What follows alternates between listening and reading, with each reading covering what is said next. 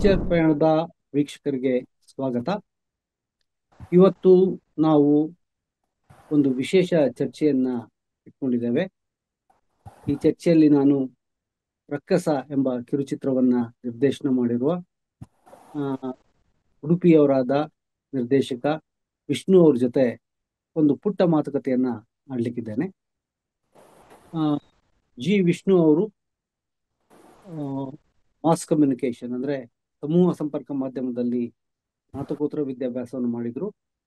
ನಂತರ ಹಿಂದೂ ಪತ್ರಿಕೆಯಲ್ಲಿ ತರಬೇತಿಯನ್ನು ಪಡೆದ್ರು. ಅದರ ನಂತರ ಹಲವಾರು ವರ್ಷಗಳ ಕಾಲ ದೆಹಲಿಯಲ್ಲಿ ತನಿಖಾ ಪತ್ರಿಕೋದ್ಯಮಕ್ಕೆ ಮತ್ತು ಅಧಿಕಾರವನ್ನ ಎದುರು ಹಾಕಿಕೊಳ್ಳುವ ಒಂದು ಪತ್ರಿಕೋದ್ಯಮಕ್ಕೆ ಹೆಸರಾಗಿದ್ದ ಟೆಲ್ಕಾ ಪತ್ರಿಕೆಯಲ್ಲಿ ತನಿಖಾ ವರದಿಗಾರರಾಗಿ ಅನೇಕ ತನಿಖೆಯ ವರದಿಗಳನ್ನ ಪ್ರಕಟಿಸಿದ್ರು. ಮಾತ್ರವಲ್ಲ, ಆ ಕಾರಣಕ್ಕಾಗಿ ಅಧಿಕಾರಸ್ಥರ ಕೆಂಗಣ್ಣನ್ನು ಎದುರಿಸಿದ್ರು. ಆ ನಂತರದಲ್ಲಿ ಅವರು ಹಲವಾರು ಮುಂಬೈನ ಸಿನಿಮಾ ಜಗತ್ತನ್ನ ಪ್ರವೇಶಿಸಿ ಅಲ್ಲಿ ಪ್ರಾಯೋಗಿಕವಾಗಿ ಸಿನಿಮಾದ ನಿರ್ಮಾಣದಲ್ಲಿ ಮತ್ತು ತಾಂತ್ರಿಕ ವಿಷಯಗಳಲ್ಲಿ ಹಲವಾರು ಕೆಲಸಗಳನ್ನ ಮಾಡಿದ್ರು. ಅದಾದ ಹಲವಾರು ವರ್ಷಗಳ ಅನುಭವವನ್ನು ಪಡೆದ ನಂತರ ಅವರು ಕೆಲವೊಂದು ವೆಬ್ ಸರಣಿಗಳಿಗೆ ಕೆಲಸ ಮಾಡಿದ್ರು. ಅಲ್ಲಿ ಚಿತ್ರಕಥೆಯನ್ನು ಬರೆದ್ರು ವೆಬ್ ಸರಣಿಗಳಿಗೆ. ಆ ಬಳಿಕ 1-2 ವರ್ಷಗಳ ಹಿಂದೆ ದಕ್ಷಿಣ ಕನ್ನಡದವರಾದ್ರ ದಿನೇಶ್ ಶೆಣೈ ಅವರು ಮಧ್ಯಂತರ ಅನ್ನೋ ಒಂದು ವಿಭಿನ್ನವಾದ ಕಿರುಚಿತ್ರವನ್ನ ತಯಾರು ಮಾಡ್ತಾ ಇದ್ರು. ಆ ದಿನೇಶ್ ಶೆಣೈ ಅವರ ಜೊತೆಗೆ ಸಹಾಯಕರಾಗಿ ಸೇರ್ಕೊಂಡು ಆ ಮಧ್ಯಂತರ ಸಿನಿಮಾಕ್ಕೆ ಚಿತ್ರಕಥೆಯನ್ನು ಬರೆದು ಮತ್ತು ಅದರ ನಿರ್ದೇಶನ ತಂಡದಲ್ಲಿ ಪಾತ್ರವನ್ನು ವಹಿಸಿ ಕೆಲಸ ಮಾಡಿದ್ರು ಮತ್ತು ಆ ಮಧ್ಯಂತರಕ್ಕೆ ರಾಷ್ಟ್ರ ಪ್ರಶಸ್ತಿ ಕೂಡ ಬಂದಿದೆ. ಇಷ್ಟೆಲ್ಲ ಅನುಭವ ಇರುವ ವಿಷ್ಣು ಅವರು ಬಹಳ ವರ್ಷಗಳ ನಂತರ ಈಗ ರಕ್ಕಸ ಅನ್ನುವ ಒಂದು ಕಿರುಚಿತ್ರವನ್ನ ತಯಾರಿಸಿದ್ದಾರೆ. ಅದನ್ನ ಕನ್ನಡದ ಪ್ರಸಿದ್ಧ ನಟ ಡಾಲಿ ಧನಂಜಯ್ ಅವರು ತಮ್ಮ ಸಂಸ್ಥೆಯ ಮೂಲಕ ಯೂಟ್ಯೂಬ್ನಲ್ಲಿ ಬಿಡುಗಡೆ ಮಾಡಿದ್ದಾರೆ. ಆ ಯೂಟ್ಯೂಬ್ನಲ್ಲಿ ನೀವು ಅದನ್ನ ವೀಕ್ಷಿಸಬಹುದಾಗಿದೆ. ಬಹಳ ವಿಭಿನ್ನ ರೀತಿಯಲ್ಲಿ ಕರಾವಳಿಯ ಉಡುಪಿಯ ನಗರವನ್ನ ಇಟ್ಕೊಂಡು ಅದರ ಸಾಮಾಜಿಕ ಮತ್ತು ಸಾಂಸ್ಕೃತಿಕ ಹಿನ್ನೆಲೆಯನ್ನು ಇಟ್ಕೊಂಡು ಇವತ್ತು ಕರಾವಳಿಯಲ್ಲಿ ಸಾಮಾಜಿಕ ಸ್ಥಿತಿ ಹೇಗಿದೆ ಅನ್ನೋದನ್ನ ಭಿನ್ನ ರೀತಿಯಲ್ಲಿ ನೋಡುವ ಒಂದು ಪ್ರಯತ್ನವನ್ನ ವಿಷ್ಣು ಅವರ ತಂಡದವರು ಮಾಡಿದ್ದಾರೆ.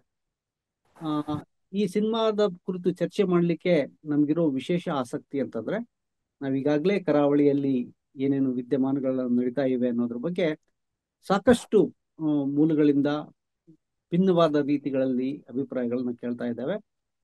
ಅದನ್ನ ಹಿನ್ನೆಲೆಯಾಗಿಟ್ಕೊಂಡು ಒಂದು ಭಿನ್ನ ರೀತಿಯ ಸಿನಿಮಾವನ್ನ ಮಾಡ್ಬೋದು ಹೇಗೆ ಅನ್ನೋ ಒಂದು ಸಫಲ ಪ್ರಯತ್ನವನ್ನ ಈ ರಕ್ಕಸ ತಂಡದವರು ಮಾಡಿದ್ದಾರೆ. ಅದು ಸಾಕಷ್ಟು ಜನರಿಗೆ ಮುಟ್ಟಬೇಕು. ಈಗಾಗಲೇ ಸಾಕಷ್ಟು ಜನ ಯುವಕರು ಅದನ್ನ ನೋಡಿ ಮೆಚ್ಕೊಂಡಿದ್ದಾರೆ. ಸಾಕಷ್ಟು ಸಿನಿಮಾ ವಿಶ್ಲೇಷಕರು ನೋಡಿ ಅದನ್ನ ಮೆಚ್ಕೊಂಡಿದ್ದಾರೆ. ಆ ಸಿನಿಮಾದ ಕುರಿತು ಒಂದಷ್ಟು ಚರ್ಚೆ ಆಗ್ಬೇಕು ಅನ್ನೋ ಒಂದು ಹಂಬಲದಲ್ಲಿ ನಾವು ನಿರ್ದೇಶಕ ವಿಷ್ಣು ಅವರ ಜೊತೆಗೆ ನಾವು ಈ ಚರ್ಚೆಯನ್ನು ಇಟ್ಕೊಂಡಿದ್ದೇವೆ. ಈ ಚರ್ಚೆಗೆ ವಿಷ್ಣು ಅವರನ್ನ ನಾನು ಪಿಕ್ಚರ್ ಪಾಯಿಂಟ್ ತಂಡದಿಂದ ಹೃತ್ಪೂರ್ವಕವಾಗಿ ಸ್ವಾಗತಿಸ್ತೇನೆ. ವಿಷ್ಣು, ಈ ವಿಷಯವನ್ನ ನೀವು ಯಾಕೆ ಆಯ್ಕೆ ಮಾಡ್ಕೊಂಡ್ರಿ? ಇದಕ್ಕೆ ಏನಾದರೂ ಹಿನ್ನೆಲೆ ಇದೆಯಾ? ನಿಮ್ಮ ರಕ್ಕಸ ಸಿನಿಮಾದ ವಸ್ತು ಏನಿದೆ, ಆ ವಸ್ತು ನಿಮ್ಮನ್ನ ಹೇಗೆ ಸೆಳೀತು, ಅಥವಾ ಈ ವಸ್ತುವಿನಲ್ಲಿ ಇಟ್ಕೊಂಡು ನೀವು ಸಿನಿಮಾ ಮಾಡಬೇಕು ಅಂತ ಯಾಕೆ ನಿರ್ಧಾರ ಮಾಡಿದ್ರಿ? ನಮಸ್ಕಾರ. ನನ್ನ ಇಲ್ಲಿ ಈ ಪ್ಲಾಟ್ಫಾರ್ಮ್ ಕೊಟ್ಟಿದ್ದಕ್ಕೆ ಬಹಳ ಧನ್ಯವಾದಗಳು.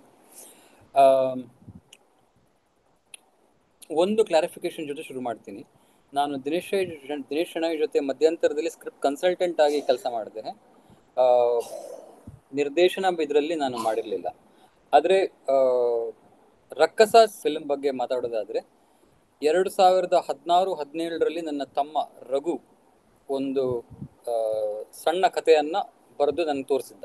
ಕಥೆಯಲ್ಲಿ ಬರೋ ಎಲ್ಲ ಪಾತ್ರಗಳು ನನಗೆ ಪರಿಚಿತವಾದ ಪಾತ್ರಗಳೇ.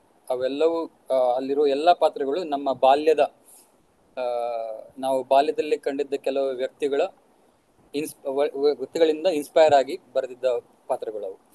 ಸೊ ಆವಾಗ್ಲಿಂದ ನಮಗೆ ಕತೆ ಯಾವತ್ತೂ, ನಾವು ಪ್ರತಿ ಸಲ ಉಡುಪಿಯಲ್ಲಿ ಅಷ್ಟಮಿ ಆದಾಗ ನಮ್ಗಿಬ್ರಿಗೂ ಒಂದು ರೀತಿಯ ಆಂಗ್ಸೈಟಿ ಆಗ್ತಾ ಇತ್ತು. ಅದೇನಂದ್ರೆ ಈ ಸಲ ನಾವು ಮಾಡೋಕ್ಕಾಗಿಲ್ಲ ಅಂತ. ಸೊ ಅದಕ್ಕಿಂತನೂ ಮುಂಚೆ ರಕ್ಕಸದ ಎಫರ್ಟ್ ಮತ್ತು ಅಟೆಂಪ್ಟ್ ಏನಿದೆ ಅದು ಶುರುವಾಗೋದು ಉಡುಪಿ ಚಿತ್ರ ಸಮಾಜದಿಂದ.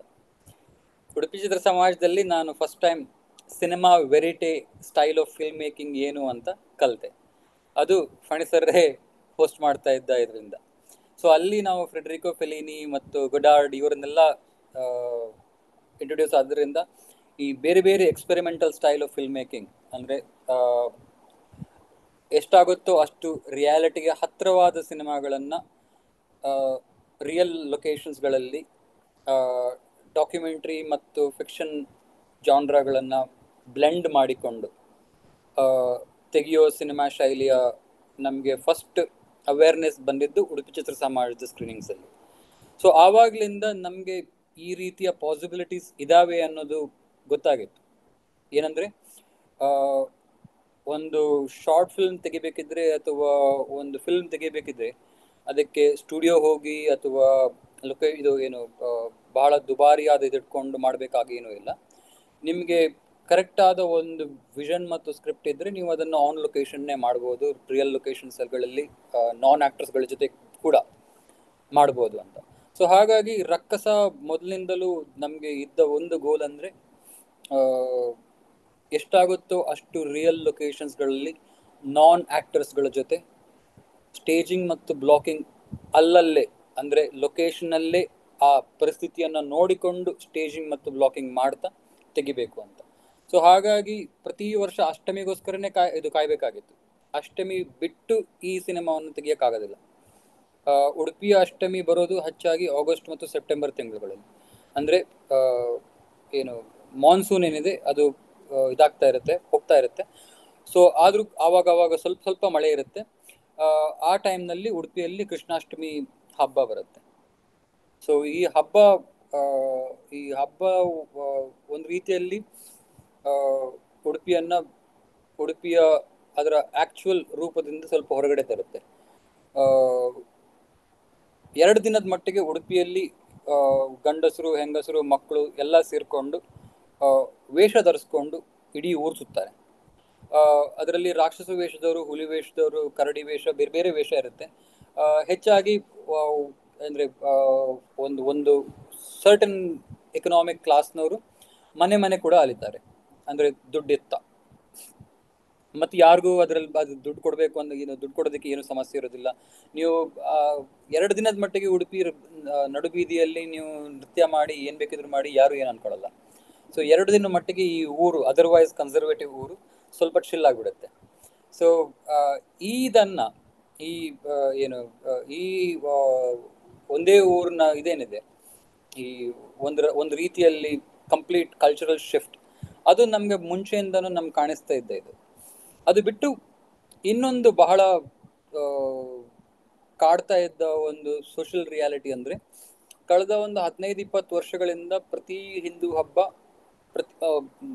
ಬಹಳಷ್ಟು ಹಬ್ಬಗಳು ವೆಪನೈಸ್ ಆಗಿದ್ದಾವೆ. ಎಲ್ಲ ಹಬ್ಬಗಳು ಇವಾಗ ಬರೀ ಹಬ್ಬಗಳಾಗಿ ಉಳಿದಿಲ್ಲ. ಬಹಳಷ್ಟು ಹಬ್ಬಗಳು ಒಂದು ಕೆಲವು ಮಾಬ್ಗಳ ಕಂಟ್ರೋಲ್ನಲ್ಲಿ ಬಂದಿದ್ದಾವೆ ಮತ್ತು ವೆಪನೈಸ್ ಆಗಿದ್ದಾವೆ. ಅದು ಫಣೀಸರ್ ಮತ್ತು ಇದರಲ್ಲಿ ಸೂಜಿ ಪ್ರಕರಣದಿಂದ ಶುರು ಆಗುತ್ತೆ ಅಂತ ಕಾಣಿಸುತ್ತೆ ನನಗೆ ನೆನಪಿರುವ ಹಾಗೆ. ಕರೆಕ್ಟಾ ಸರ್?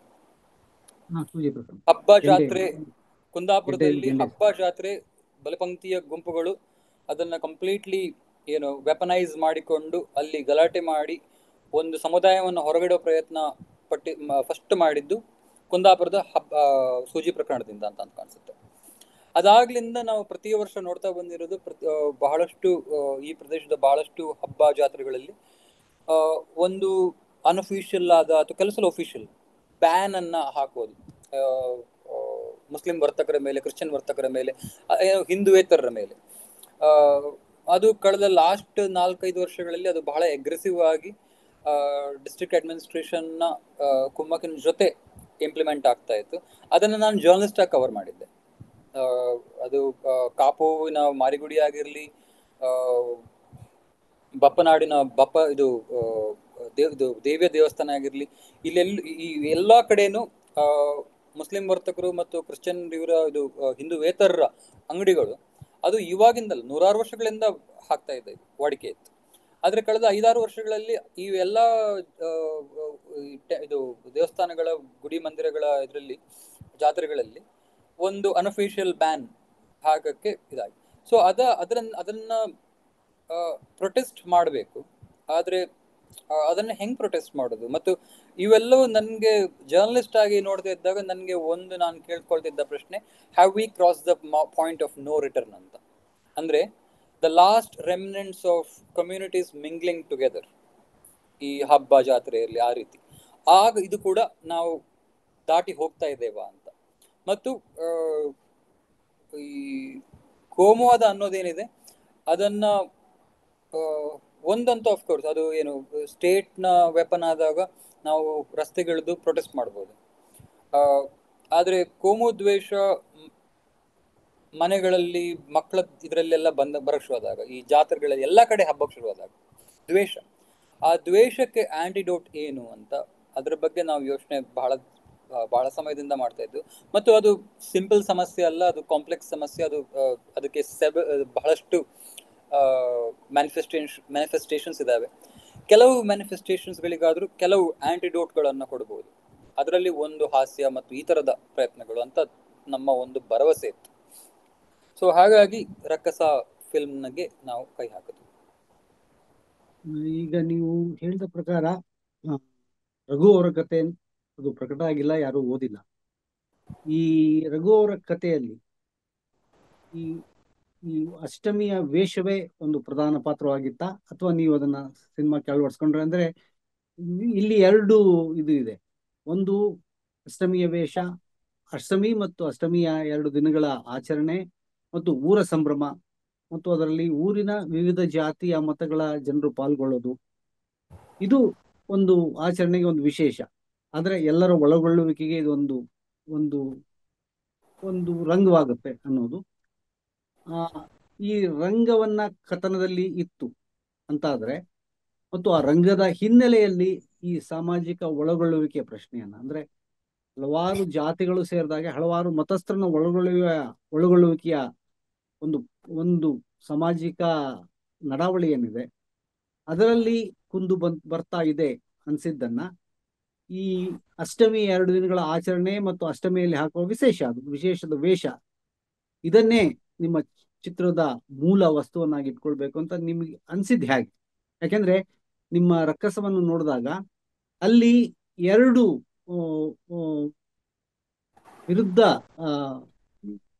ಸಾಮಾಜಿಕ ನೋಟದ ಸಮ್ಮಿಲನ ಇದೆ. ಒಂದು ಒಳಗೊಳ್ಳುವಿಕೆಯ ಒಂದು ಸ್ನೇಹ, ಒಂದು ಸಾಮಾನ್ಯವಾಗಿ ಜನಿತ್ಯದ ಕಷ್ಟದ ಜೀವನ ಮಾಡ್ತಾ ಅಂತ 3 ಸ್ನೇಹಿತರು, ಆ ಸ್ನೇಹದಲ್ಲಿ ಇರೋ ಒಳಗೊಳ್ಳುವಿಕೆ ಇದೆ. ಆ ಒಳಗೊಳ್ಳುವಿಕೆ ಕಾರಣವಾಗಿಯೇ ಅವರು ಈ ರಂಗವನ್ನ, ಈ ಅಷ್ಟಮಿಯ ಆಚರಣೆ ಮತ್ತು ಆ ವೇಷದ ರಂಗವನ್ನ ಪ್ರವೇಶ ಮಾಡ್ತಾರೆ. ಆ ಇಡೀ ಸಿನಿಮಾದುದ್ದಕ್ಕೂ ಅವರು ಆ ಒಳಗೊಳ್ಳುವಿಕೆಯಿಂದಲೇ ಪಾಲ್ಗೊಳ್ತಾ ಹೋಗ್ತಾರೆ. ಮತ್ತು ಆ ಪಾಲ್ಗೊಳ್ಳುವಿಕೆಯಿಂದ ಈ ಅಷ್ಟಮಿ ಅನ್ನೋದು ಈ ರೀತಿಯ ಅದರ ಹೊರಗೆ, ಅಷ್ಟಮಿ ಆಚೆಗೆ ಎಷ್ಟೇ ಹೊರಗಿಡುವಿಕೆ ಅಥವಾ ಅಲ್ಪಸಂಖ್ಯಾತರನ್ನು ಹೊರಗಿಟ್ಟು ಸಾಮಾಜಿಕವಾಗಿ ಹೊರಗಿಡುವ ಇದು ನಡೀತಾ ಇದ್ರು ಕೂಡ, ಅಷ್ಟಮಿಯಲ್ಲಿ ಇದು ಸಾಧ್ಯ ಅನ್ನೋ ಒಂದು ಆಶಾಭಾವನೆಯನ್ನ ತೋರಿಸ್ತಾ ಕೊನೆಗೆ ಅದು ಒಂದು ವಿಷಾದದಲ್ಲಿ ಕೊನೆಯಾಗ್ತದೆ. ಹಾಗಾಗಿ ಇಲ್ಲಿ ಅಷ್ಟಮಿಯ ಆಚರಣೆಯ ಒಂದು ಸಂಭ್ರಮದ ನೋಟವೂ ಇದೆ. ಹಾಗೆಯೇ ಅದರ ಹಿನ್ನೆಲೆಯಲ್ಲಿ ಈ ರೀತಿ ಹೊರಗಿಡುವಿಕೆಯ, ಸಾಮಾಜಿಕವಾಗಿ ಸಾಂಸ್ಕೃತಿಕವಾಗಿ ಹೊರಗಿಡುವಿಕೆಯ ಒಂದು ಎಳೆಯೂ ಇದೆ. ಮತ್ತು ಅದು ನಿಧಾನಕ್ಕೆ ಬೆಳೀತಾ ಹೋಗುತ್ತೆ, ಆ ಎಳೆ ನಿಧಾನಕ್ಕೆ ಬೆಳೀತಾ ಹೋಗುತ್ತೆ, ಮತ್ತು ಅದು ಕೊನೆಗೆ ನಮಗೆ ದಂಗುಪಡಿಸುವ ಹಾಗೆ ಹೊರಗೆ ಬರುತ್ತೆ. ಇದರ ಸಿನಿಮಾದ ಉದ್ದಕ್ಕೂ ನೀವು ಆ ಸಿನಿಮಾದ ಕೊನೆಯನ್ನ ನೋಡದೆ, ಬರೀ ಇನ್ನು ಕೊನೆಯ 4 ನಿಮಿಷವನ್ನ ನೋಡದೆ, ಅದ್ರ 20 ಅಥವಾ 32-33 ನಿಮಿಷಗಳನ್ನ ನೋಡಿದ್ರೆ, ಇದು ಒಂದು ನೋಟಕ್ಕೆ ಇದು ಅಷ್ಟಮಿಯ ಆಚರಣೆ ಮತ್ತು ವೇಷದ ವಿಶಿಷ್ಟತೆಯ ಒಂದು ಸಂಭ್ರಮ ಅಂತ ಆಗುತ್ತೆ.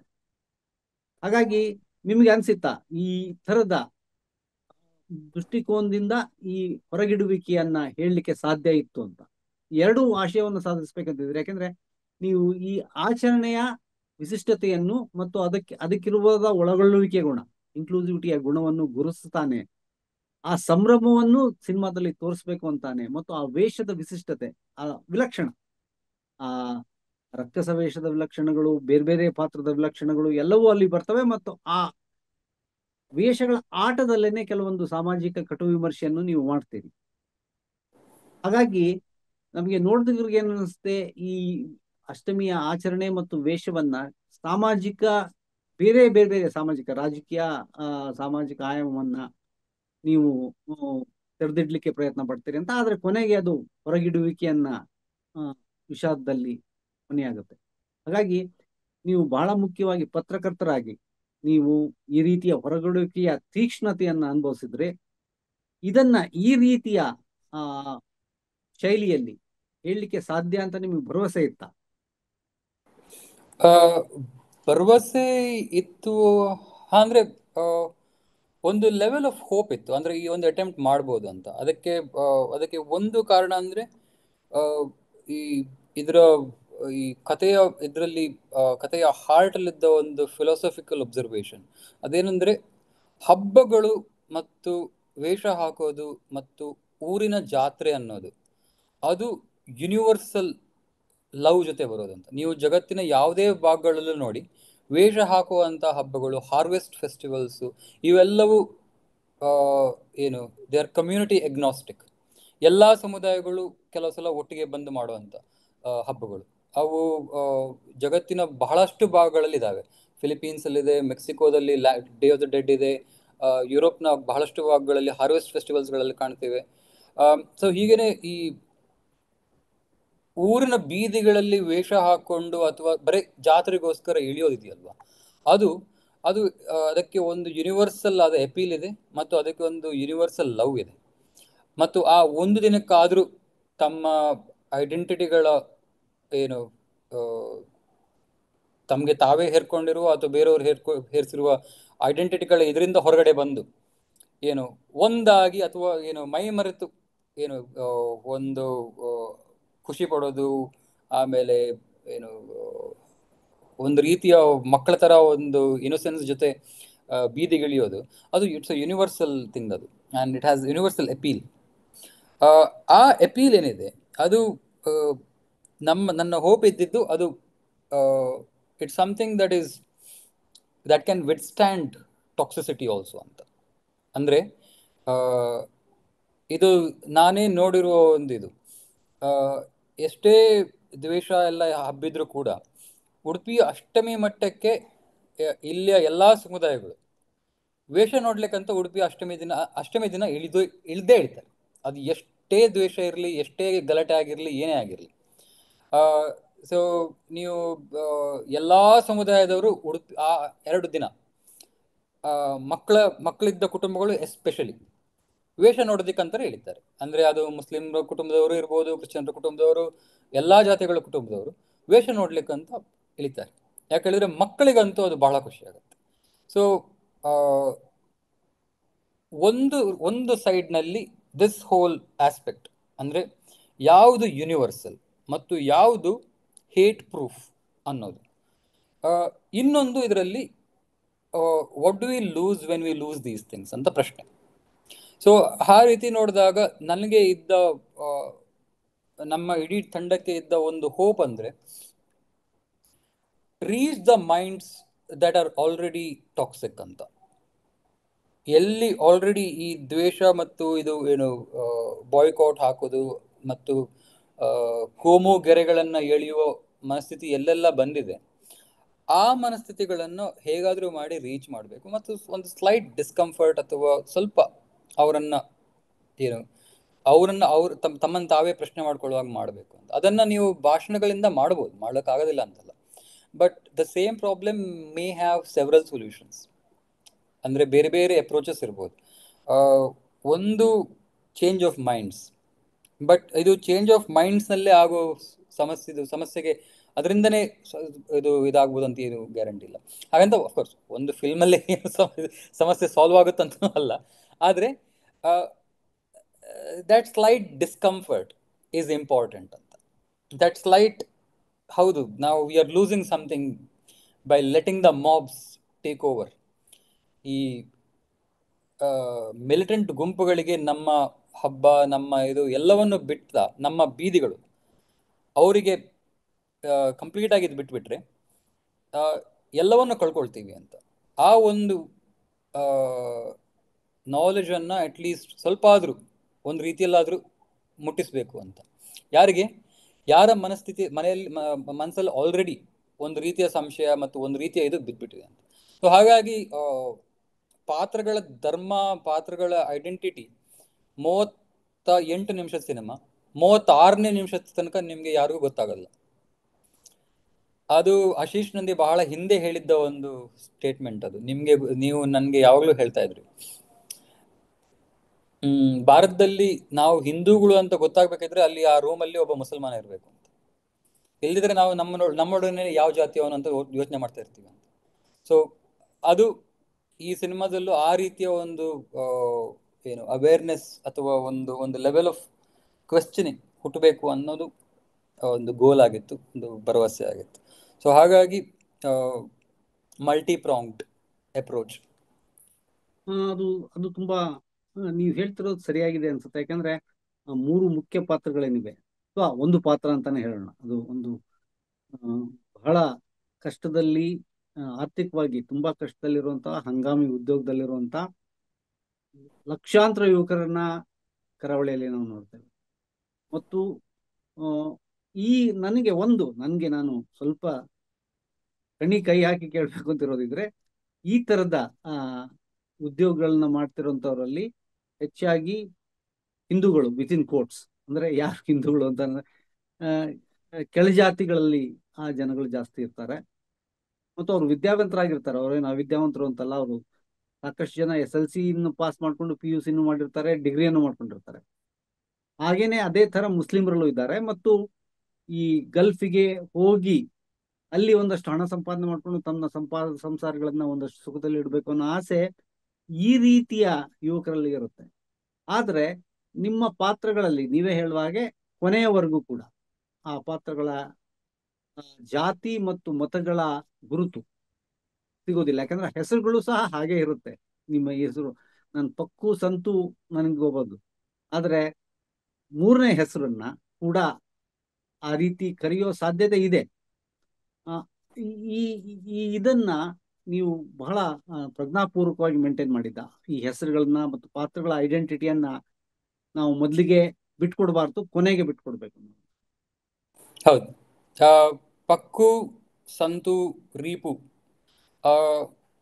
ಒಂದು ಎಕ್ಸ್ಪೆರಿಮೆಂಟ್ ಅಂತಾನೆ ಕರೀಬೋದು. ಅದೇನಂದ್ರೆ ಕಥೆಯಲ್ಲಿ ಬರೋ ಪ್ರತಿ ಒಂದು ಪಾತ್ರ ಕೂಡ, every single character is based on a real life character. So ಅದು ರೀಪುನ ಕ್ಯಾರೆಕ್ಟರ್ ಆಗಿರಲಿ, ಪಕ್ಕುವನ ಕ್ಯಾರೆಕ್ಟರ್ ಆಗಿರಲಿ, ಸಂತುನ ಕ್ಯಾರೆಕ್ಟರ್ ಆಗಿರಲಿ, ನನಗೆ ಆಲ್ರೆಡಿ ಪರಿಚಯ ಇರುವ ವ್ಯಕ್ತಿಗಳ ಮೇಲೆ ಇರೋದು ನನಗೆ. ಸೊ ಸಂತು ಮತ್ತು ಪಕ್ಕುವನ ಕ್ಯಾರೆಕ್ಟರ್ಸ್, ಒಬ್ಬ ಪೇಂಟರ್, ಇನ್ನೊಬ್ಬ ರಿಕ್ಷಾ ಡ್ರೈವರ್, ಅವರಿಬ್ರು ನಾನು ಹೋಗ್ತಾ ಇದ್ದ ಜಿಮ್ನಲ್ಲಿ ನನಗೆ ಇಬ್ರು ಪರಿಚಯ ಇದ್ದಾರೆ ಹುಡುಗರು, ಅವರ ಮೇಲೆ ಬರೆದಿರುವ ಪಾತ್ರಗಳು. ಅದರಲ್ಲಿ ಒಬ್ಬ ಅವನ ಪೇಂಟಿಂಗ್ ಕೆಲಸ ಮಾಡ್ತಾನೆ, ಮತ್ತು ಅವನ ಸ್ನೇಹಿತರು ಕೆಲವು ಸಲ ಅವನಿಗೆ ಲೇವಡಿ ಮಾಡಲಿಕ್ಕೆ ಅವನನ್ನು ಆರ್ಟಿಸ್ಟ್ ಅಂತ ಕರಿತಾ ಇದ್ರು. ಯಾಕಂದ್ರೆ ಅವನಿಗೆ ಆರ್ಟಿಸ್ಟ್ನಲ್ಲಿ ಅವನಿಗೆ ನಿಜವಾಗ್ಲೂ ಆರ್ಟಿಸ್ಟಿಕ್ ಎಬಿಲಿಟೀಸ್ ಇತ್ತು. ಆದರೆ ಅವ್ನು ಮಾಡ್ತಿದ್ದ ಕೆಲಸ ಗೋಡೆ ಪೇಂಟ್ ಹೊಡೆಯೋದು. ಪೇಂಟರ್ ಅಲ್ಲ, ವ್ಯಾನ್ಗೋ ಥರ ಪೇಂಟರ್ ಅಲ್ಲ, ಗೋಡೆ ಪೇಂಟ್ ಹೊಡೆಯೋ ಕೆಲಸ ಅವನು. ಹಾಗೇನೆ ಇನ್ನೊಬ್ಬ ಫ್ರೆಂಡ್ ಇದ್ದಾನೆ ನನಗೆ, ಅವನು ಆಟೋ ಬಿಡ್ತಾನೆ. ಆಟೋ ಮತ್ತು ಕ್ರಿಕೆಟ್ ಪ್ರೇಮಿ ಅವನು. ಸೊ ಮತ್ತು ಅವನ ಸಾಕಷ್ಟು ಸ್ನೇಹಿತರು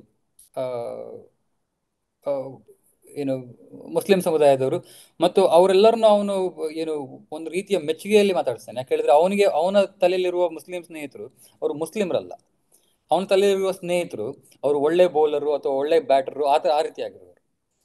ಸೊ ಈ ನನ್ನ ಪೇಂಟರ್ ಫ್ರೆಂಡ್ನ ಇದರಲ್ಲೂ ಹಾಗೇನೆ.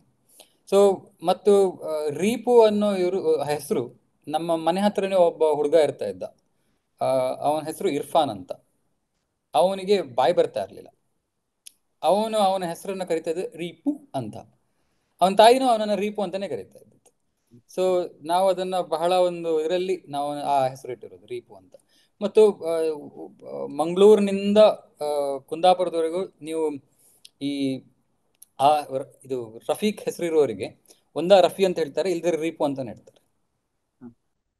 ಅಲ್ಲ, ಇದು ಇದು ಕೂಡ ಅಂದ್ರೆ ನಾವು ಈ ಸಿನಿಮಾದ ಮೂಲಕ ಅಂದ್ರೆ ಸಿನಿಮಾದ ಪಾತ್ರಗಳನ್ನ ನಿಮ್ಮ ಅಂದ್ರೆ ಊರು ಏರಿ ಜನ ಗೊತ್ತಿದ್ರೆ ನಿಮ್ಮ ಪಾತ್ರ ರಚನೆಯನ್ನ ಸಮಾಜದಲ್ಲಿ ಬೇರೆಯವರು ಹಾಗೆ ಹಾಗೆ ನೋಡ್ಕೊಳ್ಬಹುದು ಅನ್ನೋದಕ್ಕೆ ಇದೊಂದು ನನಗೂ ಅದು ಹಿಡಿಸ್ತು. ಯಾಕೆಂದ್ರೆ ಈ ರೀತಿ ಮಾಡೋದ್ರ ಮೂಲಕವೇ ನಾವು ಈ ಸಮಾಜದಲ್ಲಿ ಇರುವಂತಹ ಅಂದ್ರೆ ನಮ್ಮ ಲೋಕ ಜಗತ್ತಿನಲ್ಲಿರುವಂತಹ ಒಳಗೊಳ್ಳುವಿಕೆಯನ್ನ, ಹೆಸರುಗಳಿಗೂ ಕೂಡ ಒಂದು ಮಹತ್ವ ಇರುತ್ತೆ.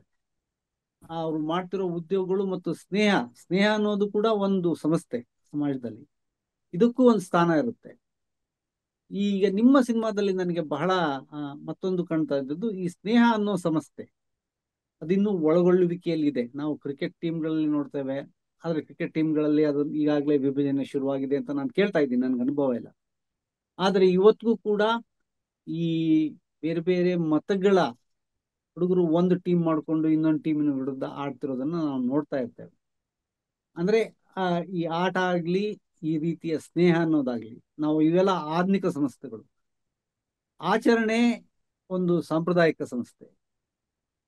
ಹಾಗಾಗಿ ನನಗೆ ಬಹಳ ಇಂಟ್ರೆಸ್ಟಿಂಗ್ ಅನ್ಸಿದ್ದು ನೀವು ಈ ಆಚರಣೆಯನ್ನು ಮತ್ತು ಈ ರೀತಿ ಸ್ನೇಹದ ಸಂಸ್ಥೆಯನ್ನ ಸ್ನೇಹದ ಇನ್ಸ್ಟಿಟ್ಯೂಷನ್ ಆಫ್ ಫ್ರೆಂಡ್ಶಿಪ್ ಅನ್ನೋದೇನಿದೆ ಅದನ್ನು ಒಟ್ಟು ಸೇರಿಸಿ ಇಲ್ಲಿಯ ಒಳಗೊಳ್ಳುವಿಕೆಯಲ್ಲಿ ಈ ಸಮಾಜದಲ್ಲಿದ್ದ ಒಳಗೊಳ್ಳುವಿಕೆಗಿರೋ ಸ್ಥಾನ ಮತ್ತು ಅದನ್ನ ಹೊರಗಿಡುವಿಕೆಯಾಗಿ ಮಾರ್ಪಡಿಸುವ ಒಂದು ಸಾಮಾಜಿಕ ಸನ್ನಿವೇಶ, ಇದನ್ನ ಹೇಳಲಿಕ್ಕೆ ಪ್ರಯತ್ನನಂತೂ ಪಟ್ಟಿದ್ದೀರಿ. ಅದು ನಿಮ್ ರಕ್ಕಸದ ಮಟ್ಟಿಗೆ ಸಾಕಷ್ಟು ಯಶಸ್ವಿ ಕೂಡ ಆಗಿದೆ. ಹಾಗಾಗಿ ಮುಂದೆ ನೀವೇನಾದ್ರೂ ಸಿನಿಮಾ ಮಾಡೋದಿದ್ರೆ ಇನ್ನೂ ಹೆಚ್ಚು ಖಚಿತವಾಗಿ, ಈಗ ನೀವೇ ಹೇಳ್ದ ಹಾಗೆ ನನ್ಗೆ ಅದನ್ನ ಸಿನಿಮಾ ನೋಡ್ತಿದ್ದಾಗೆ ಅನಿಸ್ತು, ಈ ಅಷ್ಟಮಿಯ ವಿಷಯ ಬಿಟ್ಬಿಟ್ಟು ಇದನ್ನ ಕ್ರಿಕೆಟ್ ಮ್ಯಾಚ್ ಆಗಿ ನೋಡಿದ್ರೆ. ಯಾಕೆಂದ್ರೆ ಇಲ್ಲಿ ಕರಾವಳಿಯಲ್ಲಿ, ಯಾಕೆಂದ್ರೆ ಅದು ಇಡೀ ವೇಷದ ಒಂದು ಪ್ರಚೋದನೆ ಶುರುವಾಗೋದೇ ಹಣದ ಕಾರಣಕ್ಕಾಗಿ. ಯಾಕೆಂದ್ರೆ ಅವ್ರಿಗೆ ಹಣದ ಅವಶ್ಯಕತೆ ಇರುತ್ತೆ. 3 ಜನ ಒಂದು ಹಂಗಾಮಿ ಕೆಲಸಗಳನ್ನು ಮಾಡ್ತಾ ಇರ್ತಾರೆ ಮತ್ತು ಅವ್ರಿಗೆ ಸಾಧಾರಣವಾಗಿ ಈ ಕರಾವಳಿಯ ಎಲ್ಲಾ ಯುವಕರಿಗಿರುವ ಹಾಗೆ ಅಥವಾ ಈಗಾಗಲೇ ಅದು ಸಾಬೀತಾಗಿರುವ ಹಾಗೆ ಅವರು ಗಲ್ಫ್ಗೆ ಹೋಗಿ ಅಲ್ಲಿ ಕೆಲಸ ಮಾಡಿ ಅಲ್ಲಿ ಹಣ ಪಡ್ಕೊಂಡು ಬಂದು ಇಲ್ಲಿ ಮತ್ತೆ ಊರಲ್ಲಿ ಒಂದು ಸ್ಥಿರವಾದ ಉದ್ಯೋಗವನ್ನು ಪಡ್ಕೊಳ್ಬಹುದು ಅನ್ನೋ ಒಂದು ಇರುತ್ತೆ. ಮತ್ತೆ ಅಲ್ಲಿ ಹೋಗಿ ಈ ಪ್ರೊಫೆಷನಲಿಸಮ್ ಅನ್ನು ಕಲ್ತ್ಕೊಂಡ್ಬರ್ಬೋದು, ಈ ಟ್ರೇಡ್ ಪ್ರೊಫೆಷನಲಿಸಮ್ ಕಲ್ತ್ಕೊಂಡ್ಬರ್ಬೋದು ಅಂತ ಇರುತ್ತೆ. ಅದಕ್ಕೆ ಬೇಕಾದ ಹಣ ಈಗ ಕರಾವಳಿಯಲ್ಲಿ ಕ್ರಿಕೆಟ್ನಲ್ಲೂ ಕೂಡ ಆ ರೀತಿಯ ಹಣ ಇದೆ, ಸಾಕಷ್ಟು ದೊಡ್ಡ ಹಣ ಇದೆ ಕ್ರಿಕೆಟ್ನಲ್ಲಿ. ಸಾವಿರಾರು ರೂಪಾಯಿಗಳ ಮ್ಯಾಚ್ ಇರ್ತದೆ, ಆ ಮ್ಯಾಚ್ ಕಟ್ಟಿ ಆಡೋದಕ್ಕೆ. ಸೊ ಆ ವಸ್ತುವನ್ನು ಇಟ್ಕೊಂಡಿದ್ದಿದ್ರೆ ನಿಮ್ಗೆ ಇದನ್ನ ತೋರಿಸ್ಲಿಕ್ಕೆ ಸಾಧ್ಯ ಇತ್ತು ಅಂತ ನನಗೆ ಈಗ ಅನಿಸ್ತಾ ಇದೆ. ಅಂದ್ರೆ ಆ ಸಿನಿಮಾ ನೋಡ್ತಾ ಅನಿಸ್ತು. ಇದ್ರ ಬದಲು ಆಗ ನನಗೆ ಅನ್ಸಿದ್ದು ಈ ಸಿನಿಮಾವನ್ನ ಕ್ರಿಕೆಟ್ನ ಆಟದಲ್ಲಿ ಮಾಡ್ಕೊಳ್ಬೋದಿತ್ತು. ಈಗ ಆದ್ರೆ ನೀವು ವೇಷದ ಆಟದಲ್ಲಿ ಮಾಡಿದಿರಿ, ಅದು ಕೂಡ ನನಗೆ ವಿಶಿಷ್ಟ. ಮತ್ತು ನೀವು ವೇಷದ ಆಟದಲ್ಲಿ ಯಾತಕ್ ಮಾಡಿದ್ದೀರಿ ಅನ್ನೋದಕ್ಕೆ ಹೇಳಿದ ಆಯಾಮ ಏನಿದೆ ಅದು ನನಗೆ ಹೊಸ್ತು. ಅಂದ್ರೆ ಅಷ್ಟಮಿಯನ್ನ ಈ ರೀತಿಯೂ ನೋಡ್ಬೋದು. ನನಗೆ ಈ ಸಿನಿಮಾದ ಬಹಳ ದೊಡ್ಡ ಒಂದು ಉತ್ತೇಜಕ ಅಂಶ ಅಂತಂದ್ರೆ ಊರಿನ ಆಚರಣೆಗಳನ್ನ ಈ ರೀತಿ ನೋಡ್ಬೋದು ಮತ್ತು ಈ ರೀತಿ ಹೊರಗಿಡುವಿಕೆ ಮತ್ತು ಒಳಗೊಳ್ಳುವಿಕೆಯ ವೇದಿಕೆಯಾಗಿ ಊರಿನ ಆಚರಣೆಗಳನ್ನು ನೋಡ್ಬೋದು ಅಂತ. ಯಾಕಂದ್ರೆ ಕ್ರಿಕೆಟ್ ಅನ್ನ ತಗೊಂಡಿದ್ದಿದ್ರೆ ಅದು ಸಾಧ್ಯ ಆಗ್ತಿತ್ತಲ್ಲೋ ಗೊತ್ತಿಲ್ಲ. ಮತ್ತು ನೀವು ಹೇಳ್ದ ಹಾಗೆ ಈ ನಿಮ್ಮ ಪ್ರೇಕ್ಷಕರನ್ನು ತಲುಪಲಿಕ್ಕೆ, ಯಾಕಂದ್ರೆ ಸಾಧಾರಣವಾಗಿ ಕರಾವಳಿಯ ಊರುಗಳಲ್ಲಂತೂ ಈ ಅಷ್ಟಮಿ ಅಂದ್ರೆ ಏನು, ಅಷ್ಟಮಿಯ ವೇಷ ಅಂದ್ರೆ ಏನು, ಅದರ ಸಂಭ್ರಮ ಏನು ಗೊತ್ತಿರುತ್ತೆ. ಆದ್ರೆ ಕರ್ನಾಟಕದ ಬೇರೆ ಕಡೆ ಕೂಡ ಅಷ್ಟಮಿ ಅಲ್ಲದೆ ಇದ್ರೂ ಈ ರೀತಿ ಅನೇಕ ಸಾಮಾಜಿಕ ಆಚರಣೆಗಳು ಹಬ್ಬಗಳು ಇರುತ್ತವೆ. ಆ ಹುಡುಗರಿಗೂ ಕೂಡ ಇದು ಕನೆಕ್ಟ್ ಆಗುತ್ತೆ. ಅಂದ್ರೆ ಅವರು ಇದ್ರ ಜೊತೆಗೆ ಹೌದೌದು ಇದು ಅವರಿಗೆ ಅಷ್ಟಮಿಯ ಮತ್ತು ಉಡುಪಿಯ ಅಷ್ಟಮಿಯ ವಿಶೇಷತೆ ಗೊತ್ತಿಲ್ಲದೆ ಇದ್ರು, ವೈವಿಧ್ಯತೆ ಗೊತ್ತೇ ಇಲ್ಲದೆ ಇದ್ರು ಅವರು ಕನೆಕ್ಟ್ ಆಗ್ಲಿಕ್ಕೆ ಸಾಧ್ಯ ಇದೆ. ಹಾಗಾಗಿ ಈ ಇದು ಇದು ಈ ಸಿನಿಮಾದ ಹೊಸ್ತು ಅನ್ಸುತ್ತೆ. ಅಂದ್ರೆ ನೀವು ಉಡುಪಿಯವರಾಗಿ ಉಡುಪಿಗೆ ಪ್ರಖ್ಯಾತವಾದ ಅದನ್ನ ಇಟ್ಕೊಳ್ಬೇಕು, ಅದರ ಮೂಲಕ ಇದನ್ನ ಹೆಣಿಬೇಕು ಅಂತ. ಮತ್ತು ನೀವು ಹೇಳಿದ ಹಾಗೆ ಇದು ಈಗಾಗಲೇ ಸಾಕಷ್ಟು ಜನ ದೊಡ್ಡ ದೊಡ್ಡ ವಿದ್ವಾಂಸರು ಹೇಳಿದ್ದಾರೆ, ಈ ರೀತಿಯ ಆಚರಣೆಗಳು ಏನನ್ನ ಸೂಚಿಸ್ತವೆ ಮತ್ತು ಹೇಗೆ ಒಳಗೊಳ್ಳುವಿಕೆ ಮತ್ತು ಹೊರಡುವಿಕೆ, ಇನ್ಕ್ಲೂಸಿವಿಟಿ ಎಕ್ಸ್ಕ್ಲೂಸಿವಿಟಿಯನ್ನ ಈ ವೇದಿಕೆ ಮೇಲೆ, ಆಚರಣೆ ಮತ್ತು ಹಬ್ಬ ಜಾತ್ರೆಗಳ ವೇದಿಕೆ ಮೇಲೆ ಇದು ಮಾಡುವಂತ, ಇದನ್ನು ಕೂಡ ನೀವು ಬಹಳ ಸೂಕ್ಷ್ಮವಾಗಿ ಉಪಯೋಗಿಸ್ಕೊಂಡು ಪ್ರಕಟ ಮಾಡಿರೋದು ನಮ್ಗೆ ತುಂಬಾ ಹಿಡಿಸಿದೆ. ಮತ್ತು ಮುಂದೆ ಯಾಕೆಂದ್ರೆ ನನ್ಗೆ ಆಶ್ಚರ್ಯಕರವಾಗಿ ಕಂಡದ್ದು ನಿಮ್ಮ ಪತ್ರಿಕೋದ್ಯಮವನ್ನು ನೋಡಿದ್ರೆ ಒಂದು ಬೇರೆ ರೀತಿಯ ಒಂದು ಕಣ್ಣೋಟದಿಂದ ಈ ಸಿನಿಮಾ ಮಾಡ್ಬೋದಿತ್ತು. ಬಹುಶಃ ರಘು ಅವರ ಕತೆ ನಿಮ್ಮನ್ನು ಉಳಿಸಿದೆ ಅಂತ ನನ್ಗೆ ಅನ್ಸುತ್ತೆ. ಅಂದ್ರೆ ಯಾಕೆಂದ್ರೆ ಅಲ್ಲಿ ಅಷ್ಟಮಿಯೇ ಒಂದು ಮುಖ್ಯ ವೇದಿಕೆ ಆದದ್ರಿಂದ ನಿಮ್ಗಾಗೆ ಬಿಟ್ಟಿದ್ರೆ, ಅಥವಾ ನೀವು ಇದನ್ನೇ ಹೇಳ್ಬೇಕು ಅಂತಿದ್ರೆ ಬೇರೆ ಯಾವುದೇ ಒಂದು ಅಥವಾ ಜಾತ್ರೆಯ ವಿಷಯವನ್ನ ನೀವು ಈಗಾಗಲೇ ಬರ್ದಿರೋ ಆ ಕಾಪು ಮಾರಿಗುಡಿಯ ಜಾತ್ರೆ ಇರ್ಬೋದು, ಅಥವಾ ಬಪ್ಪನಾಡಿನ ದುರ್ಗಾ ಪರಮೇಶ್ವರಿಯ ಪ್ರಸಂಗಗಳಿರ್ಬೋದು, ಇದನ್ನೇ ಇಟ್ಕೊಂಡು ಮಾಡಿದಿದ್ರೆ ಈ ರೀತಿಯ ಇನ್ನೊಂದು ಆಯಾಮವನ್ನು ನಿಮ್ಗೆ ಕಟ್ಕೊಡ್ಲಿಕ್ಕೆ ಆಗ್ತಾ ಇರ್ಲಿಲ್ಲ. ಇದು ರಕ್ಕಸದ ಯಶಸ್ಸು ಕೂಡ ಅಂತ. ಈ ರಕ್ಕಸದ ಈ ಮೂಲಕ ಅಂದ್ರೆ ನಿಮ್ಮ ಊರಿನ ಪರಿಸರ ಸನ್ನಿವೇಶಗಳನ್ನ ಹೇಳ್ತಾನೆ ಅಂತ ಅದರ ಮೇಲ್ಮೇಲೆ ಹೇಳ್ತಾನೆ ಅದರೊಳಗಿಂದ ಹೇಗೆ ಹೊರಗಿಡುವಿಕೆಯ ಒಂದು ನಡಾವಳಿಗಳಾಗ್ಲೇ ಶುರುವಾಗ್ತಾ ಇವೆ, ಮತ್ತು ಇದು ಇಡೀ ಆಚರಣೆಗಳ ಸೊಬಗನ್ನ ಮತ್ತು ಅರ್ಥವಂತಿಕೆಯನ್ನ ಹೇಗೆ ಕಡಿಮೆ ಮಾಡಬಹುದು ಅನ್ನೋ ಒಂದು ದೃಷ್ಟಿಕೋನ ಇರೋದ್ರಿಂದ ಈ ರಕ್ಕಸ ನಮ್ಗಂತೂ ಒಂದು ಎಲ್ಲರೂ ನೋಡ್ಬೇಕಾದ ಮತ್ತು ಚರ್ಚಿಸಬೇಕಾದ ಸಿನಿಮಾ ಅನಿಸ್ತು. ಆ ಕಾರಣಕ್ಕಾಗಿ ನಿಮ್ಮನ್ನ ಇಲ್ಲಿಗೆ ಅನ್ಸುತ್ತೆ. ಒಂದು ಕೊನೆಯದಾದ ಪ್ರಶ್ನೆ ಅಂತಂದ್ರೆ, ಇಡೀ ಊರನ್ನ ನಮ್ಗೆ ಇವತ್ತು ಆಶ್ಚರ್ಯಕರವಾಗಿ ಅದು ತಾಂತ್ರಿಕವಾಗಿ ತುಂಬಾ ಚೆನ್ನಾಗಿ ಬಂದಿದೆ ಸಿನಿಮಾ. ಅಂದ್ರೆ ನೀವು ಹೇಳ್ಬೋದು ನೀವು ಅದನ್ನ ಸಿನಿಮಾ ವೆರೈಟಿ ಅಂತ. ಯಾಕೆಂದ್ರೆ ಗೊದಾಡ್ ಸಿನಿಮಾ ವೆರೈಟಿ ಮಾಡುವಾಗ ಅವನು ಸಿಕ್ಕಾಪಡೆ ಕ್ಯಾಮ್ರಾ ಚಲನೆ ಮಾಡ್ತಾನೆ, ಮೇಲೆ ಕೆಳಗೆ ಮಾಡ್ತಾನೆ, ಹೆಗಲ್ ಮೇಲೆ ಇಟ್ಕೊಳ್ತಾನೆ, ಏನೇನೋ ಮಾಡ್ತಾನೆ. ಅಂದ್ರೆ ನೀವು ಕ್ಯಾಮ್ರಾವನ್ನ ಈ ರೀತಿ ಅಸ್ಥಿರವಾಗಿ ಬಳಸ್ತಿದ್ದೀನಿ ಅನ್ನೋದು ಪ್ರೇಕ್ಷಕರಿಗೆ ಗೊತ್ತಾಗ್ಲಿ ಅನ್ನೋ ತರ ಮಾಡ್ತಾನೆ. ಬಟ್ ನಿಮ್ಮ ಚಿತ್ರೀಕರಣದಲ್ಲಿ ಅದು ಕಾಣೋದಿಲ್ಲ. ಅದು ನೀವು ಸಿನಿಮಾ ವೆರೈಟಿ ಅಂತ ಹೇಳಿದ್ರು ಕೂಡ, ಕ್ಯಾಮ್ರಾವನ್ನ ಹೊತ್ಕೊಂಡು ಊರೆಲ್ಲ ತೆಗೆದಿವಿ ಅಂದ್ರೂ ಕೂಡ ಅದು ಕಾಣೋದಿಲ್ಲ. ಮತ್ತು ಇಡೀ ಈ ಸಾಧಾರಣಕ್ಕಾಗಿ ನೀವು ಒಂದು ದೊಡ್ಡ ಸಿನಿಮಾಗಳನ್ನ ಮಾಡ್ಬೇಕಾದ್ರೆ ಕ್ರೌಡ್ ಕಂಟ್ರೋಲ್ ಅನ್ನೋ ಸಿಕ್ಕಾಪಡೆ ಸಮಸ್ಯೆ ಇರುತ್ತೆ. ನೀವು ಚಿತ್ರೀಕರಣ ಮಾಡುವಾಗ, ಅದು ಅಷ್ಟಮಿಯ ಸಮಯದಲ್ಲಿ ಉಡುಪಿಯ ಬೀದಿಗಳಲ್ಲಿ ಚಿತ್ರೀಕರಣ ಮಾಡುವಾಗ ಕ್ಯಾಮ್ರಾದ ಮುಂದೆ ಬಂದು ನೋಡೋರು ಇರ್ತಾರೆ, ನಿಮ್ಗೆ ಅದನ್ನ ತಪ್ಪಿಸೋದು ಕಷ್ಟ ಆಗುತ್ತೆ, ಇದೆಲ್ಲ ಇರುತ್ತೆ. ಸೊ ಮತ್ತು ಎರಡನೇದು ನಟರು. ಈ ನಿಮ್ಮ ಈ ಇಡೀ ಚಿತ್ರೀಕರಣವನ್ನು ನೀವು ನಿಭಾಯಿಸಿದ ರೀತಿ ಮತ್ತು ನಿಮ್ಮ ನಟರ ಬಗ್ಗೆ ಮಾತುಗಳ ಮೂಲಕ, ಯಾಕಂದ್ರೆ ನನಗೂ ಅವರ ಇಡೀ ಕ್ಯಾಮ್ರಾ ಮತ್ತು ಸಂಕಲನ ಮತ್ತು ನಟರು ಇವರು ಕೂಡ ನಿಮ್ಮ ಸಿನಿಮಾಕ್ಕೆ ಬಹಳ ದೊಡ್ಡ ಕೊಡುಗೆಯನ್ನು ಕೊಟ್ಟಿದ್ದಾರೆ. ಹಾಗಾಗಿ ಅವರ ಬಗ್ಗೆ ಕೆಲವು ಮಾತುಗಳನ್ನ ಹೇಳಿ ಅಥವಾ ಚಿತ್ರೀಕರಣದ ಬಗ್ಗೆ ಮಾತುಗಳನ್ನ ಹೇಳಿ ಮೂಲಕ ನಾವು ಈ ಕಾರ್ಯಕ್ರಮವನ್ನ ಮುಗಿಸ್ಬೋದು ಅನ್ಸುತ್ತೆ. ಅದ್ರ ಬಗ್ಗೆ ಒಂದಿಷ್ಟು ಮಾಹಿತಿ ಕೊಡಿ. ಅದೇ 4 ದಿನದಲ್ಲಿ ಶೂಟ್ ಮಾಡಬೇಕು ಅಂತ ನಾವು ಡಿಸೈಡ್ ಮಾಡಿದಾಗ ನಮ್ಮ ತಂಡದವರು ಏನಿದ್ದಾರೆ ಎಲ್ಲರಿಗೂ ಬಹಳ ಗಾಬರಿ ಆಗಿತ್ತು. ಯಾಕೆ ಹೇಳಿದ್ರೆ ಕ್ರೌಡ್ ಕಂಟ್ರೋಲ್, ನಾನ್ ಆ್ಯಕ್ಟರ್ಸ್, ಇವೆಲ್ಲರನ್ನು ನಿಭಾಯಿಸ್ಕೊಂಡು ಹೋಗೋದು ಬಹಳ ಕಷ್ಟ. ಮತ್ತು 48-50 ಸೀನ್ಗಳನ್ನ 4 ದಿನದಲ್ಲಿ ಮಾಡಬೇಕಿದ್ರೆ ನೀವು ಅಟ್ಲೀಸ್ಟ್ 1.5 ತಿಂಗಳು 2 ತಿಂಗಳು ರಿಹರ್ಸಲ್ ಮಾಡಿದ್ರೆ ಆವಾಗ ಮಾಡ್ಬೋದು. ನೀವು ಸಡನ್ ಆಗಿ ಆ ಲೊಕೇಶನ್ಗೆ ಹೋಗಿ ಕ್ಯಾಮೆರಾ ಇಡ್ತೀನಿ, ನಾನ್ ಆ್ಯಕ್ಟರ್ಸ್ಗಳನ್ನು ಪರ್ಫಾರ್ಮ್ ಮಾಡಿಸ್ತೀನಿ ಅಂತ ಅದೇ ಹೊತ್ತಲ್ಲಿ ಅದು ಇಟ್ಸ್ ಅನ್ ಇಂಪಾಸಿಬಲ್ ಟಾಸ್ಕ್. ಅದನ್ನು ಮಾಡಲೇಬಾರ್ದು. ಆ ರೀತಿ ನೋಡೋಕೆ ಹೋದರೆ ಇದು ಸ್ವಲ್ಪ ಮಿಸ್ಅಡ್ವೆಂಚರ್. ರಕ್ಕಸದ ಇಡೀ ಪ್ರಯತ್ನ ಏನಿದೆ, ಯಾಕೆ ಹೇಳಿದ್ರೆ ಇನ್ನೊಂದ್ಸಲ ಚಾನ್ಸ್ ಕೊಟ್ಟರೆ ನಾನು ಇದನ್ನು ಮಾಡಲ್ಲ. ಸೊ ನಮ್ಮ ನಾವು ನಟರ ಪೈಕಿ ಅವಿನಾಶ್, ರೋಹಿತ್ ಮತ್ತು ಭುವನ್ ಅವರು 3 ಕೂಡ ರಂಗಭೂಮಿ ಬ್ಯಾಕ್ಗ್ರೌಂಡಿಂದ ಬರುವವರು. ಸೊ ಹಾಗಾಗಿ ಅವರು 3ರ ಇಂಪ್ರೂವ್ ಕೆಪಬಿಲಿಟೀಸ್ ಬಗ್ಗೆ ನನಗೆ ಆಲ್ರೆಡಿ ಒಂದು ಸ್ವಲ್ಪ ಭರವಸೆ ಇತ್ತು. ಮತ್ತು ಅವರನ್ನು ಒಂದು 2 ತಿಂಗಳ ಮುಂಚೆನೆ, ಶೂಟಿಂಗ್ 2 ತಿಂಗಳ ಮುಂಚೆನೆ ಅವರಿಗೆ ನಾನು ಹೇಳಿದ್ದ ಒಂದು ಇದಂದರೆ, ಎಷ್ಟಾಗುತ್ತೋ ಅಷ್ಟು ಇಂಪ್ರೂವೈಸಿಂಗ್ ಮತ್ತು ಕಾನ್ಸ್ಟೆಂಟ್ಲಿ ಕ್ಯಾಮ್ರಾ ರೋಲಿಂಗ್ ಇದೆ ಅಂತಲೇ ಅಂದ್ಕೊಂಡು ನೀವು ನಿಮ್ಮ ಹಾವಭಾವಗಳನ್ನು ಇದು ಮಾಡ್ತಾ ಇರಿ ಅಂತ ಅದು ಮುಂಚೆಯಿಂದ ನಾನು ಡಿಸ್ಕಸ್ ಮಾಡ್ಕೊಂಡು ಬಂದಿದ್ದೆ. ಸೊ ಹಾಗಾಗಿ ಬಹಳಷ್ಟು ಕಡೆ ಅವರಿಗೆ ಸಿಂಗಲ್ ಟೇಕಲ್ಲೇ ಕೊಡಬೇಕಾಗಿದ್ದ ಪರ್ಫಾರ್ಮೆನ್ಸ್ ಅವರು. ಸೊ ಹಾಗಾಗಿ ಕೆಲವು ಕಡೆ ಕಂಟಿನ್ಯೂಟಿ ಮಿಸ್ಟೇಕ್ಸು ಅದೆಲ್ಲ ಕಂಡ್ರೆ ಡೆಲಿಬ್ರೇಟ್ ಅದು. ಯಾಕೆ ಹೇಳಿದ್ರೆ ಎಲ್ಲ ಸಿಂಗಲ್ ಟೇಕಲ್ಲೇ ತೆಗೆದಿರೋದು. ನಮಗೆ 2-3 ಟೇಕ್ಗಳನ್ನು ತಗೊಳ್ಳುವಂತಹ ಲಕ್ಸುರಿ ಇರಲಿಲ್ಲ ಎಲ್ಲೂ ಕೂಡ. ಕೆಲವು ಕಡೆ ತಗೊಂಡಿದ್ದೀವಿ, ಬಟ್ ಬಹಳಷ್ಟು ಕಡೆ ಸಿಂಗಲ್ ಟೇಕ್ಸಲ್ಲೇ ಮಾಡಬೇಕು.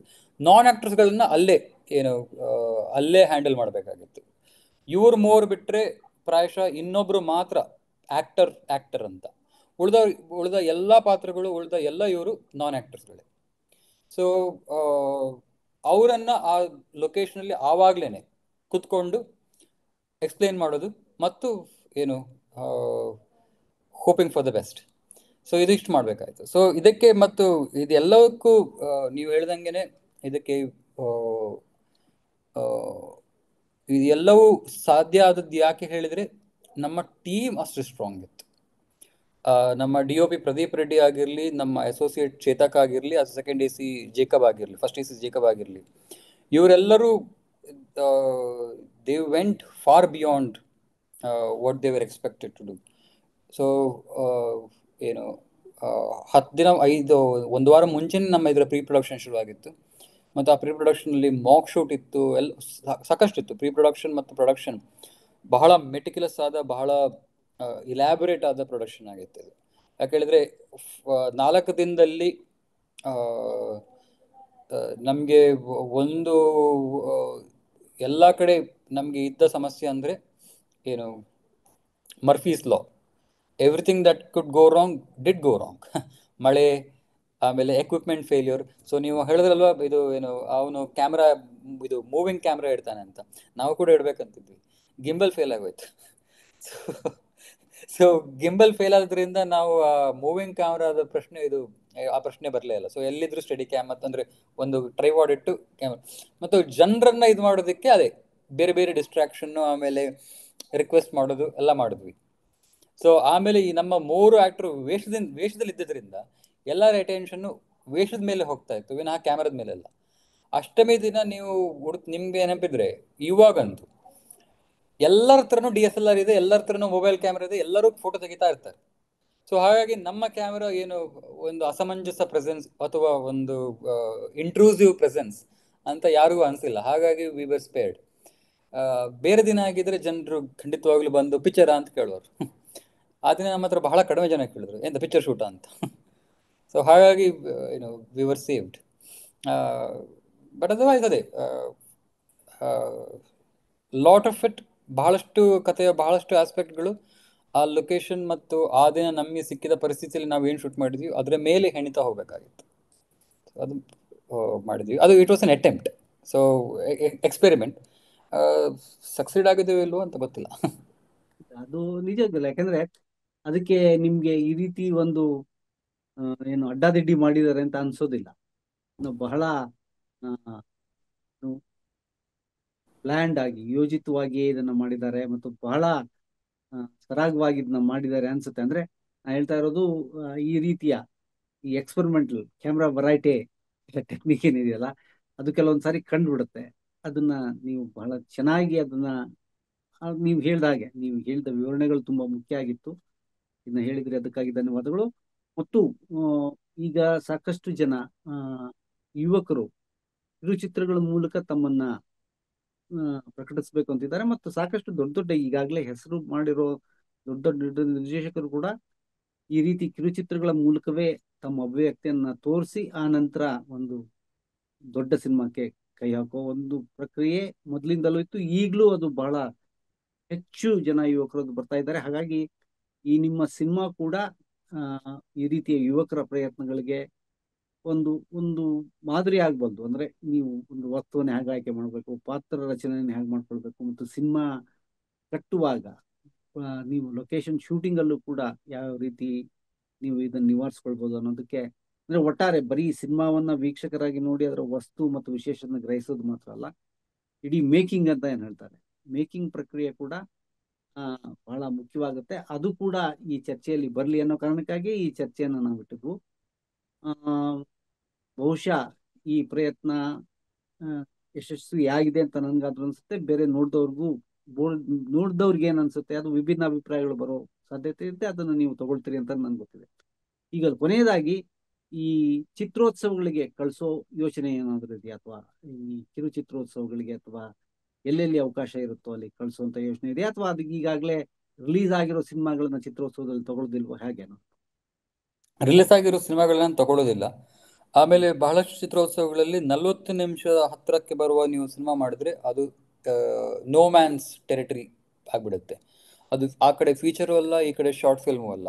ಸೊ ಹಾಗಾಗಿ 95% ಫಿಲ್ಮ್ ಫೆಸ್ಟಿವಲ್ಸ್ಗಳಲ್ಲಿ ಪ್ರೋಗ್ರಾಮರ್ಸ್ ದೇ ಡಿಸ್ಕರೇಜ್ 40 ಮಿನಿಟ್ ಟೆರಿಟರಿಯಲ್ಲಿರೋ ಫಿಲ್ಮ್ಗಳನ್ನು. ಯಾಕೆ ಹೇಳಿದ್ರೆ ಅವ್ರಿಗೆ ಶೆಡ್ಯೂಲ್ ಮಾಡೋದಕ್ಕೆ ಬಹಳ ಕಷ್ಟ ಆಗಿಬಿಡುತ್ತೆ. ಸೊ ಹಾಗಾಗಿ ಅನ್ಲೆಸ್ ಇಟ್ ಈಸ್ ಸ್ಪೆಕ್ಟ್ಯಾಕ್ಯುಲರ್ ಅಥವಾ unless it has a big name, ಈ ವೆಸ್ ಆಂಡರ್ಸನ್ 40 ನಿಮಿಷದ ಮಾಡಿದ್ರೆ ನಡೆಯುತ್ತೆ. ನಮ್ಮ ಈ ತರದ ಪ್ರಯತ್ನಗಳು 40 ನಿಮಿಷ ಮಾಡಿ ಅವ್ರಿಗೆ ಅಕಾಮಿಡೇಟ್ ಮಾಡೋದಕ್ಕೆ ಬಹಳ ಕಷ್ಟ ಆಗುತ್ತೆ. ಸೊ ಹಾಗಾಗಿ ನಾನು ಫಸ್ಟ್ ಇಂದನೇ ನನಗೆ ಅದ್ರ ಬಗ್ಗೆ ಕ್ಲಾರಿಟಿ ಇತ್ತು. ಸೊ ಹಾಗಾಗಿ ನಾನು ಬಹಳಷ್ಟು ಪ್ರಯತ್ನ ಪಡ್ಲಿಕ್ಕೆ ಹೋಗಲಿಲ್ಲ. ಮತ್ತು ರಿಲೀಸ್ ನಮ್ಮ ಮೊದಲಿಂದನೂ ನಮ್ಮ ಒಬ್ಜೆಕ್ಟಿವ್ ಇದ್ದದ್ದೇ ಯೂಟ್ಯೂಬಲ್ಲಿ ರಿಲೀಸ್ ಆಗಬೇಕು ಅಂತ, ಸಾಕಷ್ಟು ಜನರಿಗೆ ರೀಚ್ ಆಗಬೇಕು ಅಂತ. ಸೊ ಇದರಲ್ಲಿ ಆ ನಿಟ್ಟಿನಲ್ಲಿ ನೋಡೋಕೆ ಹೋದ್ರೆ ಒಂದು ಅಗೇನ್ ನಮ್ಮ ರಘುವೇ ನನ್ನ ತಮ್ಮನೇ ಒಂದು ಜೋಕ್ ಮಾಡಿದ್ದ, ನಟರಾಕ್ಷಸ ಡಾಲಿ ಧನಂಜಯ ಈ ರಕ್ಕಸವನ್ನ ಪ್ರೆಸೆಂಟ್ ಮಾಡಿದ್ರೆ ಚೆನ್ನಾಗಿರುತ್ತೆ ಅಂತ. ಸೊ ಹಾಗಾಗಿ ಅವರು ಪ್ರೆಸೆಂಟ್ ಮಾಡಿರೋದು ಅದೇ. ನಾನು ಅವ್ರಿಗೆ ಏನು ಎಟರ್ನಲಿ ಗ್ರೇಟ್ಫುಲ್. ಆಗ್ಲಿ. ನಮ್ಮ ಮುಖ್ಯ ಉದ್ದೇಶ ಇದ್ದದ್ದು ಈ ಚರ್ಚೆ ಮೂಲಕ ಸಾಕಷ್ಟು ಜನ ಆ ಯೂಟ್ಯೂಬ್ಗೆ ಹೋಗಿ ಈ ಸಿನಿಮಾವನ್ನು ನೋಡುವಂತಾಗ್ಲಿ. ಆಯ್ತು, ನನ್ಗೆ ಇದು ಒಂದು ಕಡೆ ಎಲ್ಲಾದ್ರೂ ಚಿತ್ರೋತ್ಸವಗಳಿಗೆ ಹೋಗಿದ್ರೆ ಇನ್ನೂ ಹೆಚ್ಚು ಜನ ಬೇರೆ ಬಗ್ಗೆ, ಅಂದ್ರೆ ಸಿನಿಮಾವನ್ನೇ ವಿಶಿಷ್ಟವಾಗಿ ನೋಡುವಂತ ಪ್ರೇಕ್ಷಕರು ಚಿತ್ರೋತ್ಸವಗಳಲ್ಲಿ ಇರ್ತಾರೆ, ಅವ್ರಿಗೂ ನೋಡ್ಬೋದಿತ್ತು ಅನ್ನೋ ಒಂದು ಆಶೆ ಇತ್ತು. ಇಲ್ಲ, ನಿಮ್ಮ ಇದನ್ನು ಕೂಡ ನಾನು ಒಪ್ತೇನೆ, ಜನರನ್ನ ತಲುಪೋದು ಮುಖ್ಯ ಅನ್ನೋ ಕಾರಣಕ್ಕಾಗಿ ಯೂಟ್ಯೂಬ್ ಮೂಲಕ ಇದ್ದು, ಮತ್ತೆ ಡಾಲಿ ಅವರು ಅದನ್ನ ತಗೊಂಡಿದ್ದರಿಂದ ಅದು ಹೆಚ್ಚು ಉಪಯುಕ್ತವಾಗಿದೆ, ಹೆಚ್ಚು ಜನರಿಗೂ ಪರಿಚಯ ಆಗುತ್ತೆ ಅಂತ. ಈ ಸಿನಿಮಾ ಎಷ್ಟು ಹೆಗ್ಗಳಿಕೆ ಗಳಿಸ್ತೋ ಅದನ್ನ ಗಳಿಸ್ಲಿ, ಮತ್ತು ನಿಮ್ಮ ಮುಂದಿನ ಪ್ರಯತ್ನ ಕುತೂಹಲಕರವಾಗಿರ್ಲಿ ಅಂತ ಆಶಿಸ್ತಾ ಇವತ್ತಿನ ಚರ್ಚೆಯನ್ನು ಮುಗಿಸ್ತೇವೆ. ನಿಮಗೂ ಮತ್ತು ಇಲ್ಲಿವರೆಗೂ ನಮ್ಮ ಜೊತೆ ಚರ್ಚೆಯಲ್ಲಿ ಭಾಗವಹಿಸಿದ ಕೇಳುಗರಿಗೂ ಧನ್ಯವಾದಗಳನ್ನು ಅರ್ಪಿಸ್ತಾ ಇವತ್ತಿನ ಕಾರ್ಯಕ್ರಮಗಳನ್ನು ಮುಗಿಸ್ತಿದ್ದೇವೆ. ಎಲ್ರಿಗೂ ನಮಸ್ಕಾರ.